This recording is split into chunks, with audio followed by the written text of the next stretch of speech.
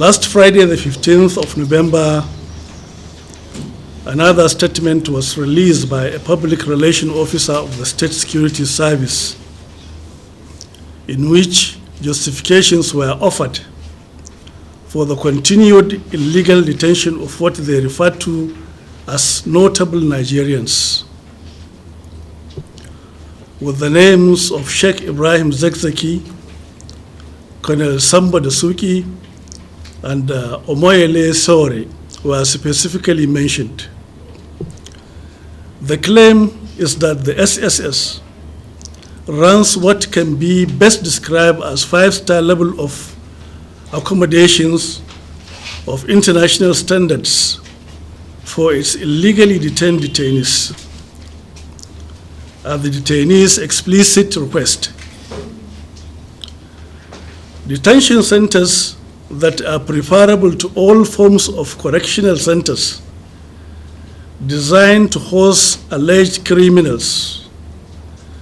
According to them, these imprisoned individuals have food and water provided by their families, gymnasium facilities to exercise with and keep in shape.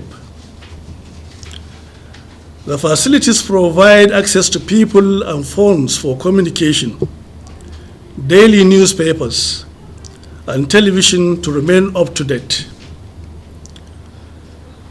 and pristine and prompt medical facilities to ensure standard health care and welfare in accordance with international standards. All these luxuries are of a matter of course at the service expense, which is to say at Nigeria's expenses. This is yet another in a long line of outlandish claims made by the service to justify its documented role as enforcers of law breaking in the service of this lawless administration led by President Muhammadu Buhari. We should recall that in July 2016, the service had sponsored an article in the media that included a picture of Sheikh El-zakzaky and a few family members attached, under which it claimed to have spent over 5 million naira on his and his wife's health care alone. A scandalous claim that was debunked at that time. Yet in January 2017, the Minister of Information, Mr. Lai Mohammed, went on and claimed that the Sheikh's wife was free to come and go as she pleased, as she was not under any form of sanction.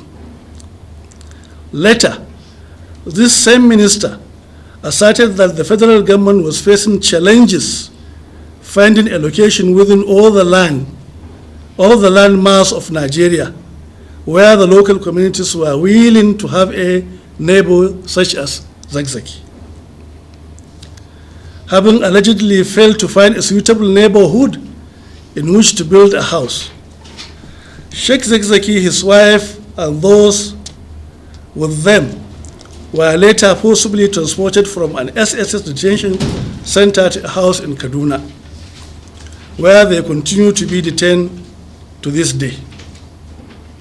The Minister of Information, Mr. Lai Mohammed, further revealed that as part of the annual budget of the Federal Republic of Nigeria, the Buhari administration was spending 3,500,000 a month so Sheikh Ibrahim El-zakzaky and his wife could eat their fill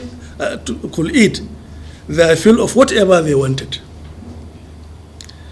In the aftermath of which various stakeholders in this criminal cartel or cabal went on to actively provide justification for the comically exorbitant 5-star detention cost as claimed.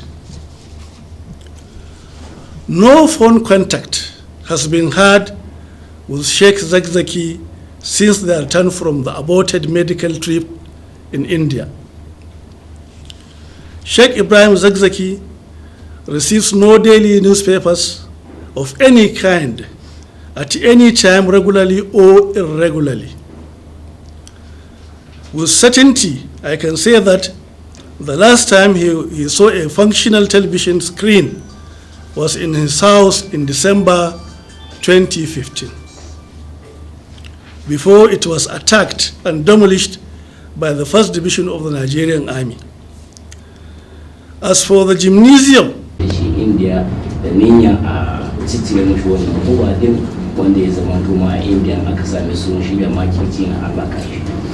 He said the Islamic movement in Nigeria will continue with the advocacy and demanding for its rights through legal process as it used to do. While the situation of the leader of the Islamic movement, Sheikh Ibrahim El-zakzaky, is still uncured because he has some particles of lead in his blood system. And while he was in India, there was a conspiracy against him in order to tarnish his image, and unfortunately it affects the thought of some people, but it didn't work actually. So that was the reason why the Sheikh himself decided to come back home.